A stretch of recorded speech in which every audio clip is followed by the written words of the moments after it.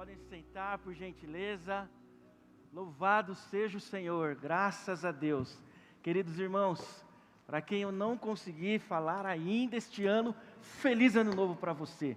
Que Deus abençoe sua vida, para que todos sejam um. Essa é a visão que o Senhor colocou no nosso coração para a IBAGE em 2023.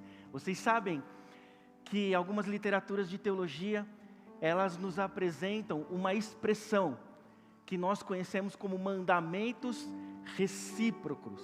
São aquelas expressões que Paulo em suas cartas nos ensinou uns aos outros. Essa expressão ela é sensacional, porque ela expressa de fato a essência apresentada do Senhor no Novo Testamento. E se é um mandamento, o Senhor, esta comunidade eterna e santa que está sempre em cooperação, como o Júnior acabou de ministrar a nós, Ele espera que a gente também expresse a sua essência como uma comunhão santa, insistente, perseverante e cooperante. Mês de janeiro, amem uns aos outros. Esse é o tema que nós vamos propor para vocês neste primeiro mês do mês. E a nossa oração é que o Senhor abençoe muito a sua vida. Em nome de Jesus. Queridos, esse momento de ceia que nós fomos ministrados nessa manhã, uma das formas mais belas pelas quais nós podemos agradecer ao Senhor, demonstrar gratidão por esse amor grandioso que Ele demonstrou por nós, é nos amando, é sendo como Ele é, amando como Ele é. Uma vez, estávamos minha esposa e eu saindo de uma agência bancária, lá da minha cidade de Suzano. E aí na saída do banco tinha uma família, uma mãe com uma menina pequena pedindo esmola, na porta do banco. E aí a Carol, ela saiu com 2 brinquedos, ela estava com uma pepa de pelúcia, e ela estava com uma Barbie, mas uma Barbie genérica, sabe gente, aquela que você aperta e não volta mais, né? Amassou, já era, amassou a cabeça, fica com a cara amassada, né? Então eu falei para a Joyce o seguinte: Joyce, eu acho que a gente tem uma oportunidade aqui. E aí a gente comentou com a Carol tinha acho que uns 5 anos, Carol, veja, ela não tem nenhum brinquedo, você tem 2, né? Ela olhou para os 2 brinquedos e ela não falou nada, ela não respondeu nada, ela não questionou nada, ela foi lá e deu o brinquedo para a criança. E depois ela ficou olhando para a gente. Aí sabe gente, você como pai e mãe, você enche o peito e você fala, puxa vida, que golaço no ângulo. E você fica feliz com isso, né? Aí na sequência a Carol diz o seguinte: amanhã eu mereço um brinquedo?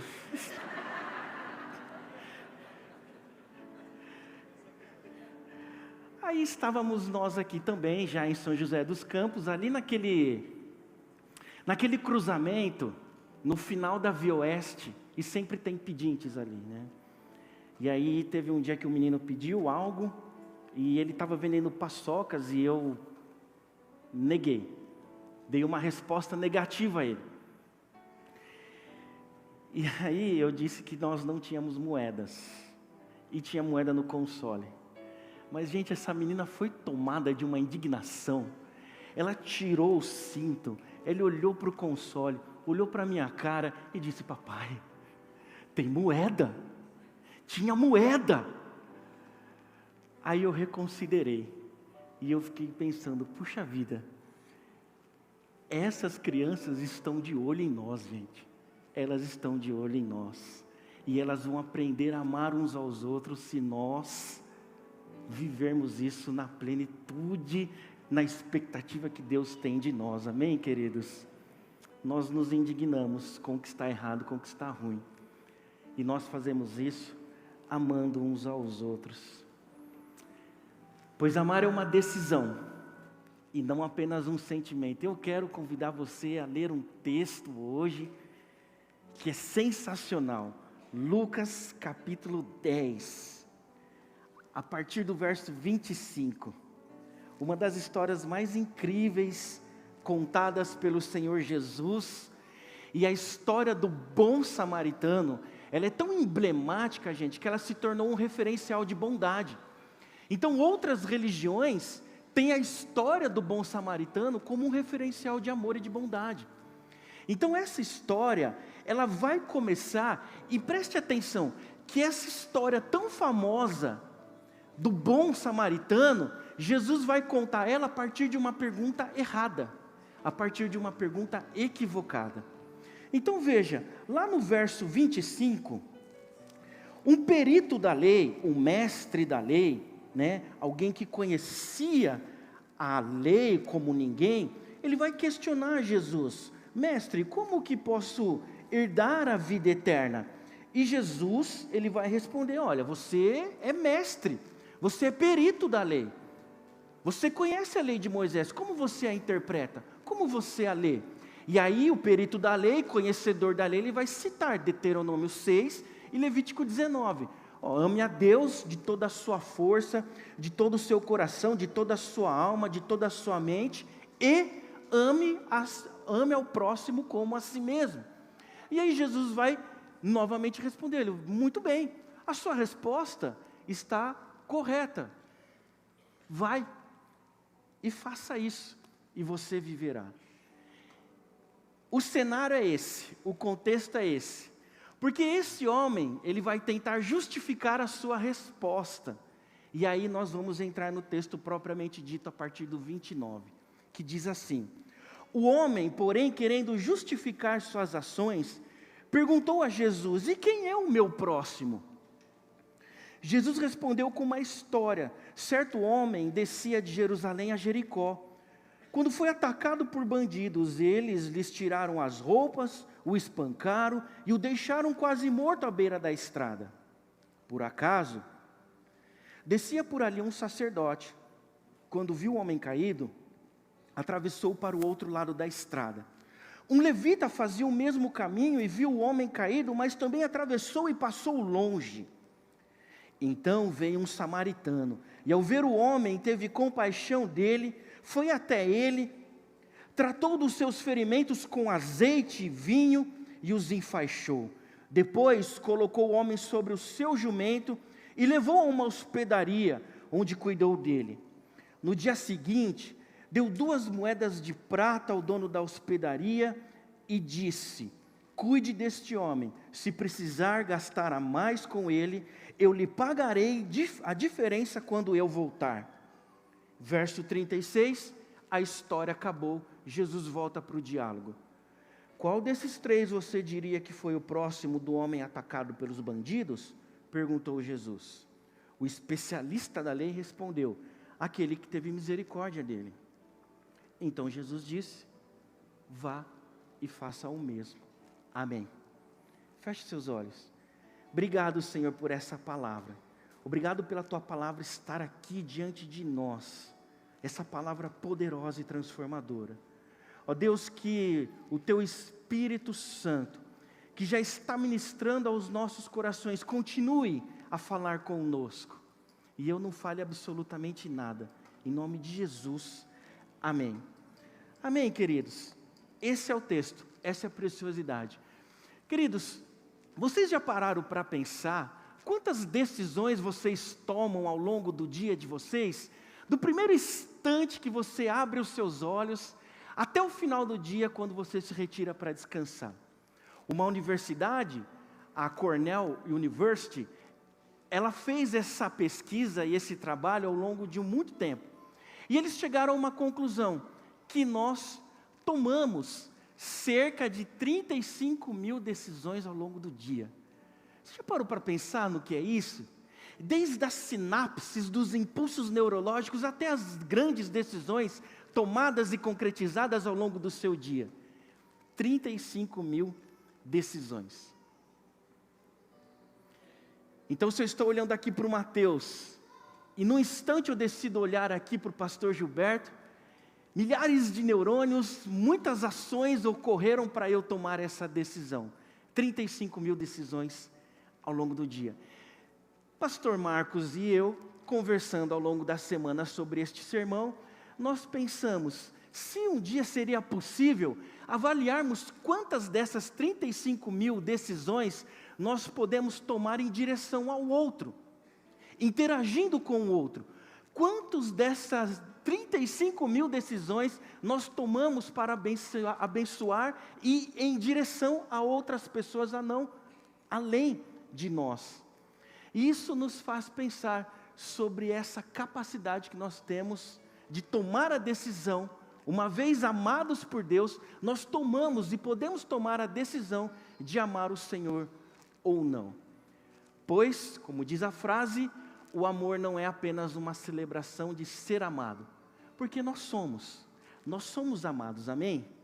Você é um filho amado do Senhor, mas amar é a responsabilidade, ou seja, a decisão de amar como Jesus nos amou, e é isso que o nosso Deus espera de cada um de nós. Amém, queridos? Olha, o texto que nós estamos compartilhando, ele é muito precioso, porque ele é uma parábola. E uma parábola, gente, do grego parabole, significa caminhar lado a lado, caminhar comparando. Comparando com o quê? Com a realidade.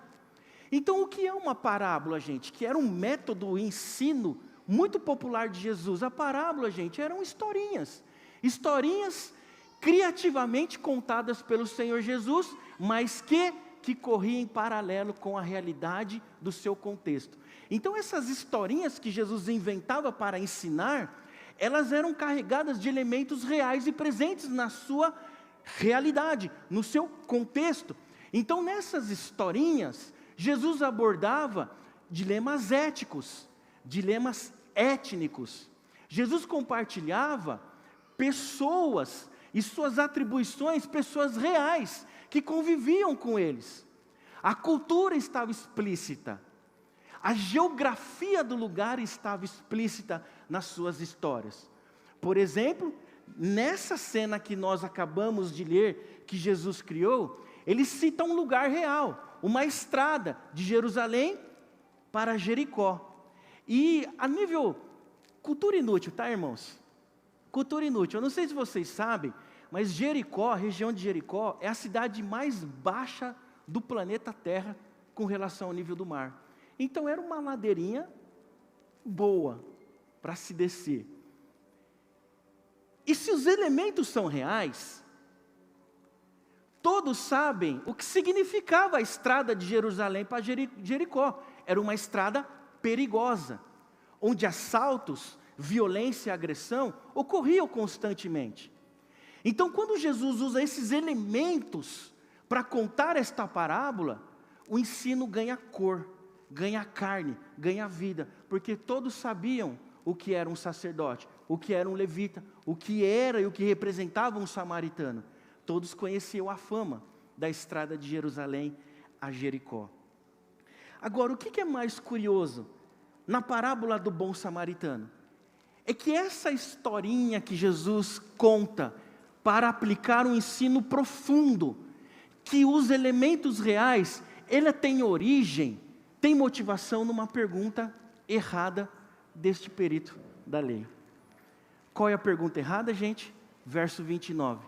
E quem é o meu próximo?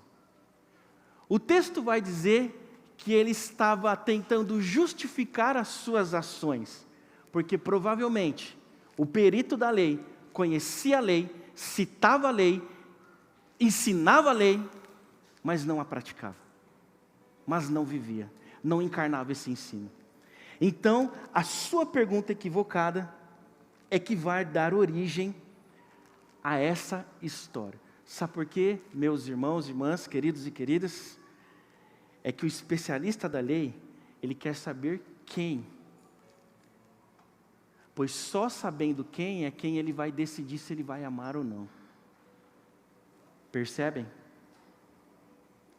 E nós somos assim.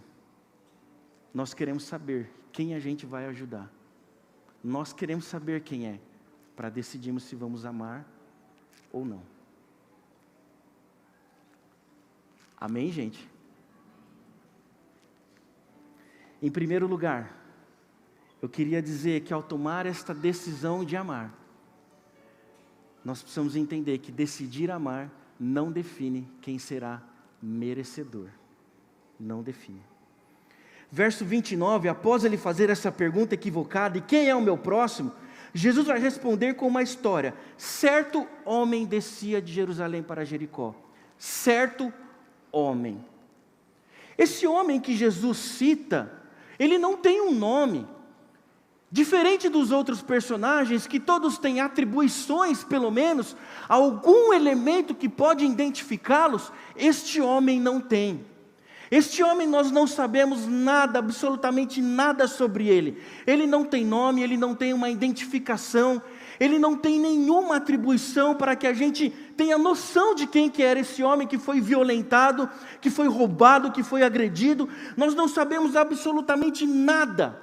E o samaritano também não sabia de nada. O samaritano não perguntou quem era ele, qual era o nome dele. O samaritano não tinha nenhuma informação sobre esse homem. Não há nada sobre este homem. Não há nada sobre ele. Nós só sabemos de uma coisa desse homem: que ele está caído no chão, quase morto, sofrendo. Não há uma identificação, há uma dor.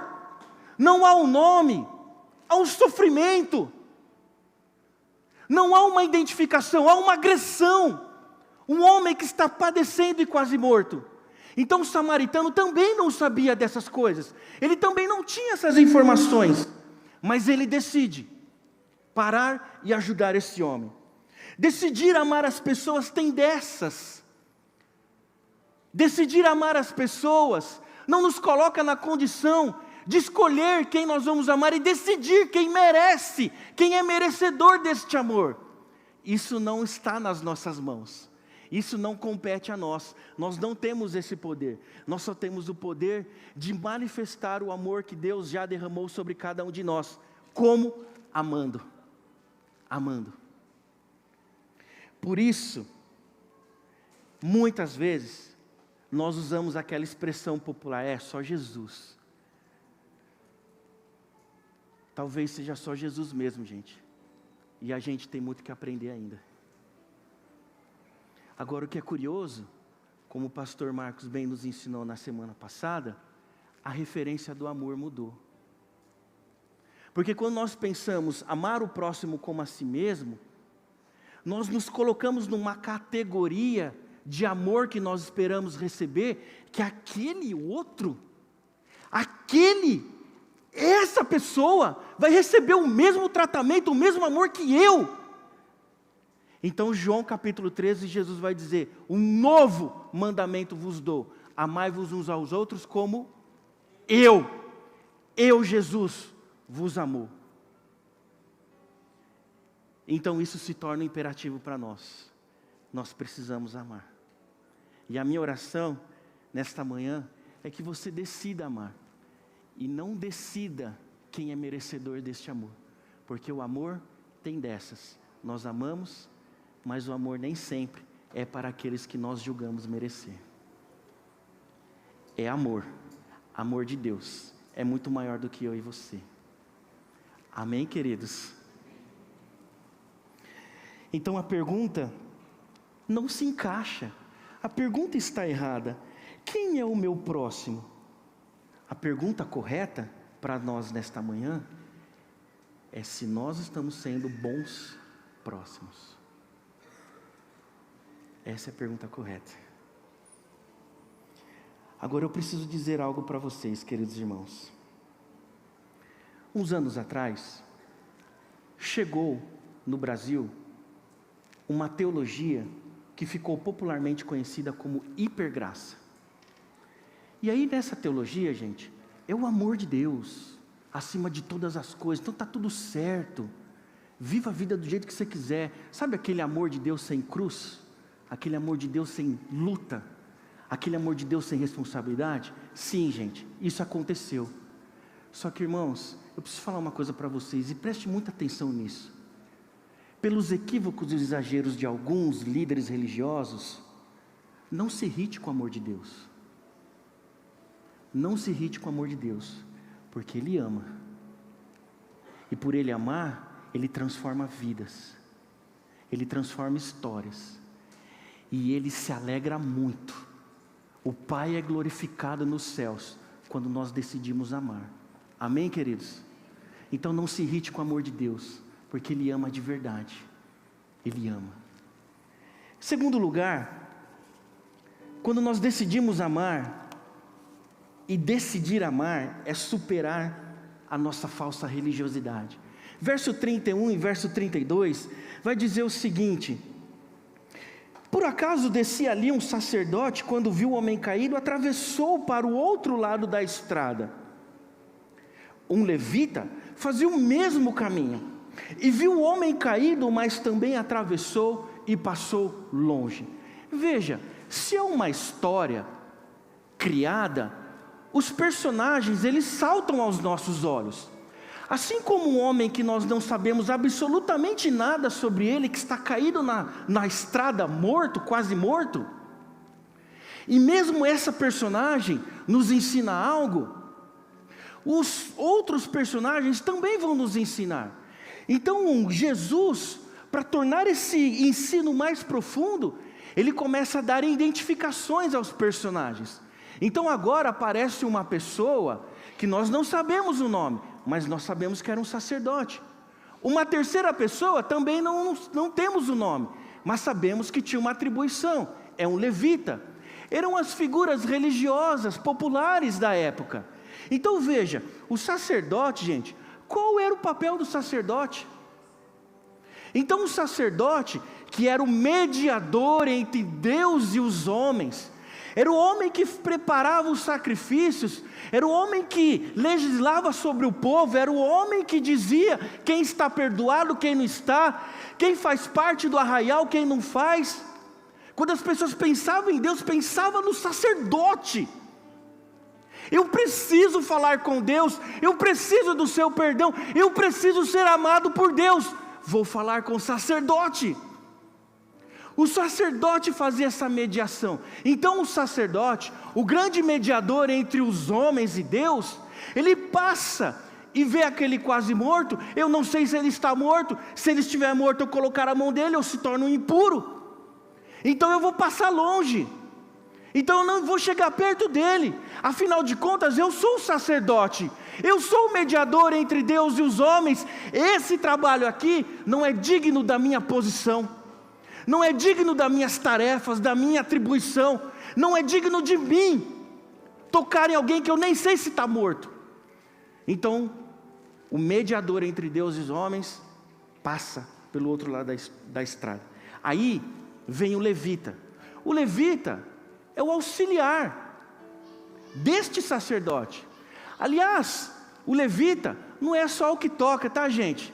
O levita é o que toca, mas é o que limpava as necessidades dos animais do templo, que tirava sangue do lugar do holocausto.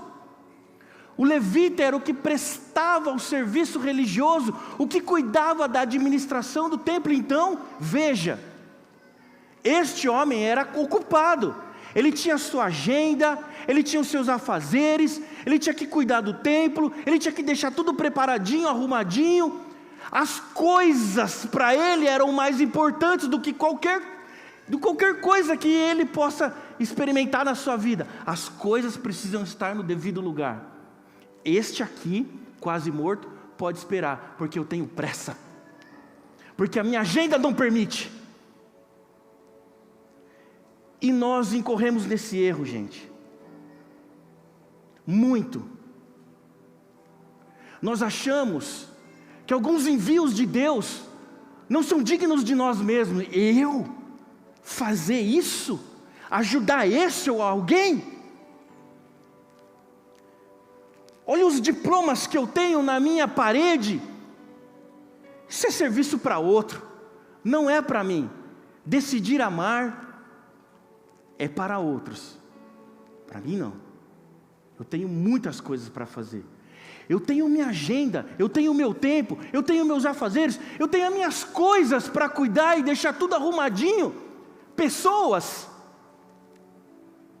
talvez não sejam tão importantes nesse momento. Hora que as coisas estiverem todas arrumadinhas, então eu vou ver se eu tenho tempo para decidir amar esses que estão caídos na estrada. É assim que nós fazemos. Nós não decidimos amar as pessoas porque nós não temos tempo, e muitas vezes nós não achamos dignos daquele trabalho. Meu irmão e minha irmã, o Senhor não precisa de nada teu, de nada de nós. Ele só espera um coração que decida amar, independente do ritmo frenético. E gente, essa frenesi que nos escraviza, nós somos escravos de nossas agendas, e nós estamos perdendo família, estamos perdendo relação com os nossos filhos, estamos perdendo amigos, estamos perdendo a igreja, o convívio da igreja, estamos perdendo as cores da vida, o melhor da vida, porque nós não temos tempo, e nós queremos terceirizar a decisão de amar. Isso não pode acontecer. Juntos nós conseguiremos, juntos em nome de Jesus. Irmãos, esse ano de 2022 que passou, a minha filha deu um estirão, assim, ela chegou pequenininha, agora ela está um pouco maior. São as coisas belas da vida que nós podemos estar perdendo a nossa atenção pela frenesi que a nossa vida nos impõe. Se for necessário puxar o freio de mão, puxe em nome de Jesus, mas não perca o melhor da vida. O melhor da vida é amar pessoas, aleluia. O melhor da vida. Não perca os detalhes da vida, não perca os doces sabores da vida, por causa das suas agendas. Amém. Terceiro e último, queridos, decidir amar exigirá de nós sacrifícios que somente Deus contemplará. Olha só que interessante, o levita passou, o sacerdote passou, e agora surge a última personagem da história, o samaritano. Queridos, o samaritano, ele sim sabia o que era ser considerado indigno. Ele sim sabia o dessabor de uma vida de excluído. Ele sim sabia muito bem o que era ser visto como impuro. Ele sim, ele sabia. Lá, gente, essa história é sensacional. Porque lá em Reis, quando a Síria domina Israel, os povos do norte são levados, mas a terra fica livre, fica assolada, não tinha ninguém lá. Sobraram alguns poucos do povo. Aí o rei da Síria manda um monte de estrangeiro para lá, para ocupar essa terra. E aí ocorre uma miscigenação, uma mistura de povos. Esdras, capítulo 9, capítulo 10, ele vai fazer uma lista daqueles que não mais são considerados da linhagem sacerdotal e da linhagem dos levitas. A partir daí, esse povo samaritano é considerado impuro para sempre. Então, quando Jesus usa um samaritano para contar essa história, Jesus sabe muito bem o peso que Ele quer dar para a história, e o que Ele quer ensinar para as pessoas, e para este perito da lei que fez essa pergunta. É um impuro. Aquele que vocês considerarem impuro, é que vai ajudar essa pessoa. Então esse homem, esse samaritano, ele também estava fazendo as suas coisas, as suas atividades.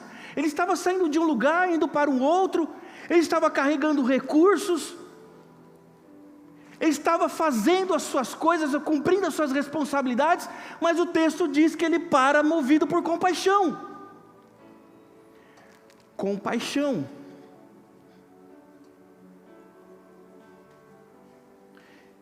E aí, gente, olha o que o texto diz. Ele para, tem compaixão e presta os primeiros socorros. Esse homem estava cumprindo a sua agenda também. Ele tinha suas responsabilidades também, mas ele parou. Ele simplesmente parou. Ele derrama azeite e vinho, produtos que não eram baratos, eram recursos, eram coisas valiosas para ele. O texto diz que até o transporte dele, ele oferece para ajudar esse homem quase morto. Coloca ele sobre o seu animal. E ele vai até uma hospedaria. Entrega 2 moedas, 2 denários, 2 dias de trabalho. Segundo o comentário da editora Vida, quase 2 meses de hospedaria. Não era pouco dinheiro. Então, tudo que esse homem tem à sua disposição, ele oferece para ajudar este quase morto. Hernandes Dias Lopes, grande pastor presbiteriano, pregando sobre esse texto, ele diz assim: o que é seu, o que é meu, se precisar, pode ser seu também. Irmãos, isso é uma transformação tão profunda no nosso coração e na nossa mente. Ter a consciência de que Deus me abençoou e vai continuar me abençoando demais. Mas uma dessas finalidades de Deus ter me abençoado tanto é que outros sejam abençoados. Aleluia. Amém, gente? Isso não é difícil de se compreender. Amar exigirá sacrifícios de nós. Acontece que muitas vezes, e eu digo na maioria das vezes, Alícia, minha querida amiga, que quando nós decidimos oferecer tudo que nós temos para abençoar outras pessoas, não teremos fama, não teremos holofote, não teremos aplausos, nós teremos apenas o olhar de Deus, e isso será suficiente para nós. É o Pai lá no alto, feliz, encontrando satisfação nos seus filhos. Eles entenderam tudo. Eles entenderam tudo. E quando faz bem aos pequeninos, faz a mim. Glorificar o nome do Senhor, Deus Altíssimo, através dos nossos atos de bondade e amor. Eu quero viver assim. Eu espero que meus filhos sejam assim. Eu quero conviver com gente assim, que se empenha, que se sacrifica para ver outros abençoados. Aleluia. Louvado seja o Senhor. Eu quero terminar a minha fala. Mais uma cultura. Só que essa é cultura útil, tá, gente? Cultura útil. Bem útil. Paul Zek, um neuroeconomista, ele escreveu um livro chamado A Molécula da Moralidade. O que popularmente ficou conhecido como o hormônio do amor. É a ocitocina. É um hormônio que o nosso organismo produz quando nós realizamos atos, ações de bondade e de amor. O nosso corpo libera um hormônio. E o que é mais incrível desse hormônio, quando nós liberamos o hormônio, nós contagiamos quem está perto de nós, gente. Nós fomos criados biologicamente para amar. Você foi criado por Deus para amar, porque Ele te amou. Ele te amou ao ponto de enviar o seu Filho Jesus para morrer na cruz por você. Ele só pediu uma coisa para você: ame uns aos outros como eu vos amei. Cuidem-se uns dos outros, hospedem uns dos outros, protejam uns aos outros, abençoem uns aos outros. Você foi criado por Deus para amar, porque o amor, gente, o amor é contagioso. E a minha oração nesta manhã é que o amor contagie a nossa igreja, que seja contagioso entre nós.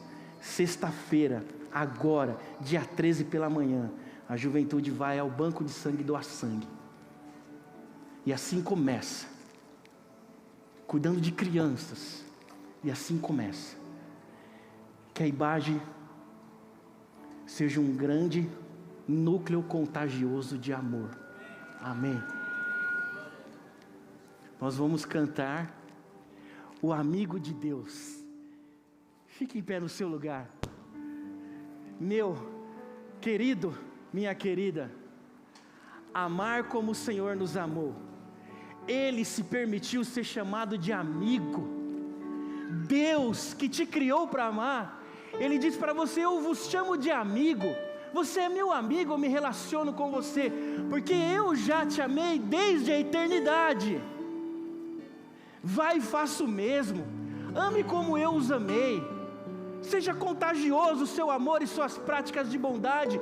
Eu, Criador dos céus e da terra, chamo você no seu coração de amigo. Quem são seus amigos? Quem você está sendo amigo?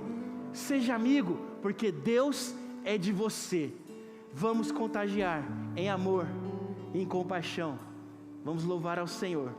E logo em seguida, eu retornarei para nós orarmos juntos.